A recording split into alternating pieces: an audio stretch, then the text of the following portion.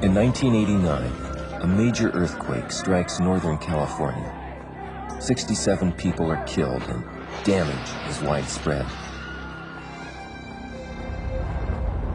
In 1980, Mount St. Helens, a long dormant volcano, suddenly comes to life, spewing tons of smoke, ash, and debris across the Pacific Northwest. In many places around the world, layers of the Earth's crust have been raised into towering mountains.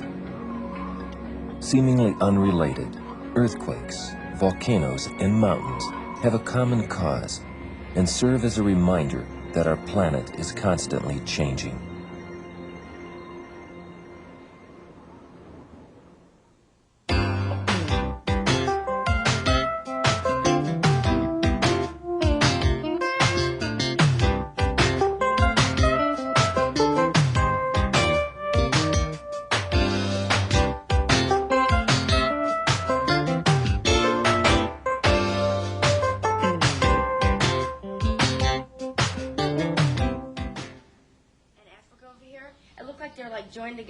When you look at a globe of the Earth, it is easy to think that our planet has always looked this way, that the continents and ocean basins are where they've always been and where they will always be. But if you examine the globe more closely, you may notice something curious. Some of the continents appear as if they may have been joined at one time. A good example of this are the coastlines of South America and Africa. When you compare them, you will find, with just a little bit of adjustment, that they match quite nicely, like pieces of a jigsaw puzzle. And see how the island of Madagascar slides next to Africa. The same goes for North America. Its eastern coastline fits nicely around portions of Africa. People have been noticing these kinds of shoreline similarities for a long time.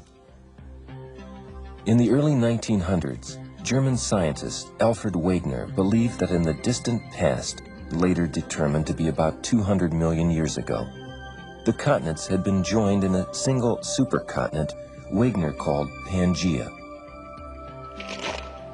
and then had split apart, moving ever so slowly around the globe until they reached their present-day positions. Wegener called his theory of moving continents continental drift, and he offered additional evidence in an attempt to prove his point. Wegener found fossils of nearly identical animals in both South America and Africa. Wegener believed the only way identical animals could be found on distant continents were if the continents had been joined at one time. Wegener also found plant fossils in cold Arctic regions where these plants could not grow today. Wegener believed the plants had grown there before the continents had drifted. Wegener was convinced the continents had drifted. The only problem, he could hardly convince anyone else. Other scientists needed more proof, and that wouldn't come until years later when scientists mapped the ocean floor. What they discovered was an underwater mountain range that resembled a scar running down the middle of the Atlantic Ocean and circling the entire globe. The formation was called a mid-ocean ridge. When scientists sent an exploratory submarine to investigate the area, they discovered newly formed lava formations. Lava comes from the Earth's interior, and when it cools, it hardens into rock, as it is doing here. Rock like this forms the ocean floor. Scientists believe the only way for the lava to have gotten here was through a crack in the ocean floor. On later dives, scientists discovered underwater geysers which were being heated by magma, as well as a variety of strange life forms, like these worms, that live nowhere else. These creatures couldn't exist here if it weren't for magma heating the normally ice-cold water. So not only had scientists discovered an underwater mountain range, but a crack as well. What scientists discovered next was puzzling. The ocean floor was progressively older the greater the distance from the crack. This was difficult to explain until scientists came up with a solution. It's a solution these students are about to demonstrate. This sheet of paper represents the seafloor beneath the Atlantic Ocean. The space between the table represents the crack in the ocean floor, the mid-ocean ridge. The numbers represent the age of the ocean floor at various distances from the mid-ocean ridge. The lower numbers represent older material. As the paper is spread apart, more paper emerges from the crack. As you continue, you can see how the lower numbers are spread farther and farther apart. This is the way scientists explained how it was that material farther away from the crack could be older than material found near the crack itself. This process is called seafloor spreading. Remember how all these numbers were all even with all of these? If the seafloor were spreading, it would certainly explain how it was that North America could be drifting away from Africa. But this was only half the story. The other half came in the form of a children's game. We've all played Connect the Dots. In it, dots appear to have little meaning until they are connected. Then a picture emerges. Scientists were faced with their own game of Connect the Dots. But the dots they had to connect were the locations of recent worldwide earthquakes. Many earthquakes occurred on or near the mid-ocean ridge. But others occurred far from the mid-ocean ridge. What about these dots? Together, all the dots seem to form patterns. When the dots were connected, a dramatic picture emerged. The dots seemed to form sections. The Earth was not only cracked, but it appeared to be cracked in pieces. Scientists called these pieces tectonic plates. When scientists realized the Earth was broken into plates, they finally had enough evidence to explain how it was that continents could move. The theory that explains plate movement is called plate tectonics. To understand more about plate tectonics and continental drift, we have to look deep inside the Earth. The Earth's interior consists of several different layers. The inner core, which is believed to be solid iron and which is very hot. The outer core, which is believed to consist of rocky material so hot and under such great pressure that it is in a liquid state. The mantle, which is not as hot as the outer core and not as liquid. The mantle's outermost portion is solid. This is the solid outer portion of the mantle. Above this is the outermost layer of the Earth, the crust. Together, the crust and solid outer portion of the mantle form the Earth's outer shell. They are referred to as the lithosphere. It's not always easy to see the Earth's crust. It's covered by vegetation and the oceans. But if you could drain the Earth's oceans and strip away our planet's vegetation, the Earth might look something like this. Now we can see the Earth's hard outer shell. And if you look closely, you can also see the shell is cracked. The red glowing lines mark the places where the Earth's shell is cracked into tectonic plates. Each plate carries a continent or an ocean basin, or sometimes both. The plates are moving at an average rate of 1 to 2 inches a year in a variety of directions, carrying continents and ocean basins with them. Here's why the plates are moving. Scientists believe material in the mantle is circulating much as it is doing here. The movement may be caused by heat within the mantle. You can get an idea of how heat can cause a circulating movement by watching rice as it boils. What you see happening within this beaker is similar to what's happening within the Earth's mantle. As mantle material moves, perhaps only inches a year, it causes the plates above it to move as well. In some places, plates are moving in opposite directions. They are moving apart. The area where two plates are moving apart is called a divergent boundary. In other places, plates are colliding. The area where two plates are colliding is called a convergent boundary. And in other places, plates slide past each other. This area is called a transform boundary.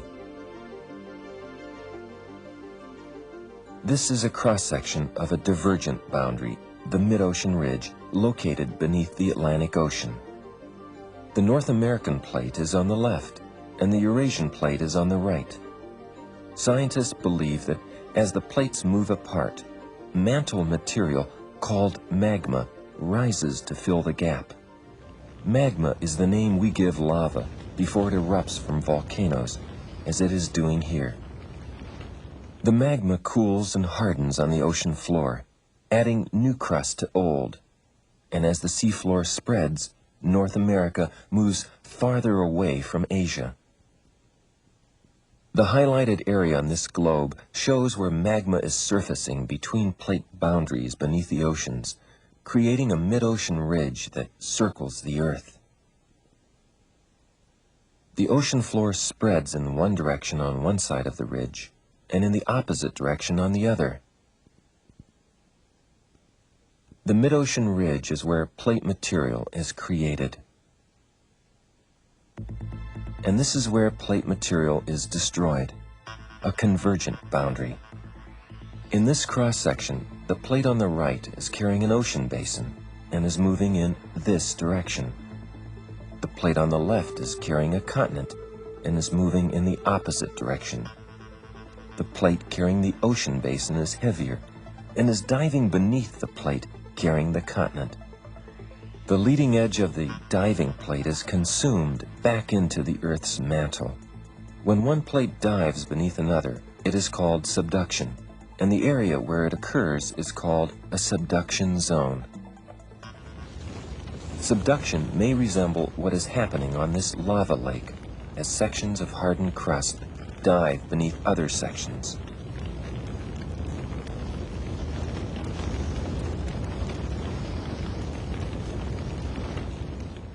The highlighted areas on this globe mark convergent boundaries. Subduction is occurring at most of them. These are the areas where plate material is destroyed. Here again are divergent boundaries, where plate material is being created. Again, most of them are beneath the oceans, creating a mid-ocean ridge that circles the globe. We've already seen how plate boundaries coincide with earthquakes. Here's how earthquakes occur. The grinding of plates has been going on for so long that most of the Earth's crust is filled with cracks, not unlike the way this rock is filled with cracks. Scientists refer to a crack in the Earth's crust as a fault, and it is in these faults that earthquakes originate. One side of the fault tries to move in one direction. The other side of the fault tries to move in a different direction, but the two sides are locked in place. They can't move until enough stress builds up to move them. If you were to bend a stick slowly, you would find that it won't break until sufficient stress builds up. Oh my gosh. Oh, look at that. And that's what happens deep underground. The fault will remain locked until enough stress builds up, and then it will suddenly release.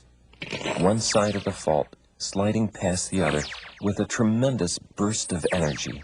The energy released is in the form of seismic waves, which radiate or move outward. If you've ever thrown a stone into a pond, you've seen waves move outward in all directions. The waves in this pond are similar to the waves of an earthquake. If the disturbance is big enough, the waves will eventually reach the surface, where they can cause considerable surface movement. Earthquakes occur near divergent boundaries, convergent boundaries, as well as the third type of boundary, a transform boundary. The Loma Prieta earthquake in 1989 occurred near a transform boundary. The fault that is associated with this boundary is over 500 miles long and slices its way past several major cities. It is among the most active faults in the world. Earthquakes occur along the fault with frightening regularity. We've seen how earthquakes occur near plate boundaries. The same is true for volcanoes. These symbols mark the locations of active volcanoes. Most of them occur near plate boundaries, and some of them form a circular pattern when connected. This region of the world is referred to as the Ring of Fire, and it includes some of the world's most destructive volcanoes. Most volcanoes occur near subduction zones.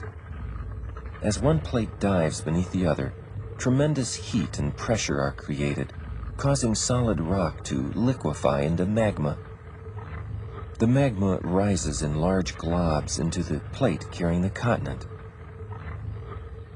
Eventually, the magma stops rising. Some of the globs may form a magma chamber. As more and more magma adds to the chamber, pressures build. Some of the magma finds its way to the surface, where it can erupt, spewing forth lava, gas, volcanic ash, and debris.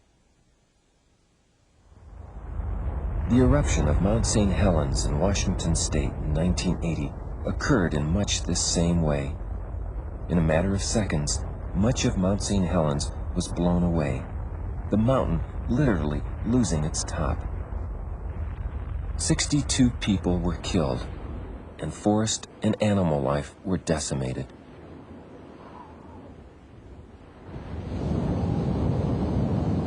Some volcanoes occur far from plate boundaries. The Hawaiian Islands are thousands of miles from the nearest plate boundary, yet this area is among the most volcanically active areas in the world. Scientists believe a hot spot exists in the Earth's mantle below Hawaii. Hot spots are areas where magma has found its way up through the Earth's crust, emerging on the ocean floor, where it becomes hardened by the cold ocean water.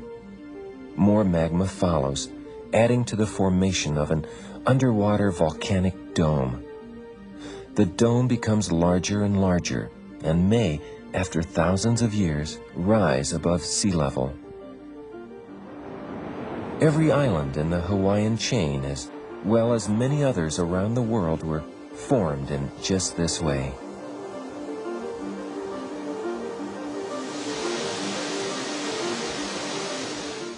Hotspots are stationary. The one beneath Hawaii has existed here for over 70 million years. But as we have seen, the Earth's plates are not stationary. As this plate moves, it carries the newly formed island with it. As the magma continues to rise, it will build another dome all over. Seldom do hotspot volcanoes erupt with the explosive force of volcanoes like Mount St. Helens. But what they lack in explosive impact, they make up for in showy displays. Lava fountains are typical of these kinds of volcanoes. Lava can shoot hundreds of feet into the sky for days on end. Lava rushes downhill in rivers. Sometimes the lava reaches the ocean. Steam explosions are common as the hot lava comes in contact with the ocean. As the lava hardens into rock, new shorelines form under clouds of hissing steam. Like volcanoes and earthquakes, mountains are the result of plate movement. This map shows the great mountain ranges of the world. Most are located near convergent boundaries. Here's how some of the world's highest mountains are made. In this example, the plate on the left is carrying a continent and is moving in this direction. The plate on the right is also carrying a continent, but is moving in the opposite direction. They are colliding. Since both plates are of similar weight, neither plate dives beneath the other. Instead, they squeeze up against each other. Under the incredible pressure, layers of the Earth's surface are compressed and folded, rising high into the air. These raised layers of Earth are what we call mountains. You can make your own folded mountains simply by squeezing the ends of some towels together. The Earth's crust will fold just as these towels. The world's highest mountains, the Himalayas, were made in much the same way. They were formed when the plate carrying India collided with the Eurasian plate. Over millions of years, the Earth's crust was squeezed into folds more than 5 miles high. Today, the Himalayas are growing even higher as the plate carrying India continues to push against the Eurasian plate. Many of the world's highest mountains were made in much the same way. It's hard to see the folds because the mountains have been worn into jagged peaks by the effects of water, wind, and ice. But if you look closely, you can see how rock has been folded under the great stresses caused by moving plates.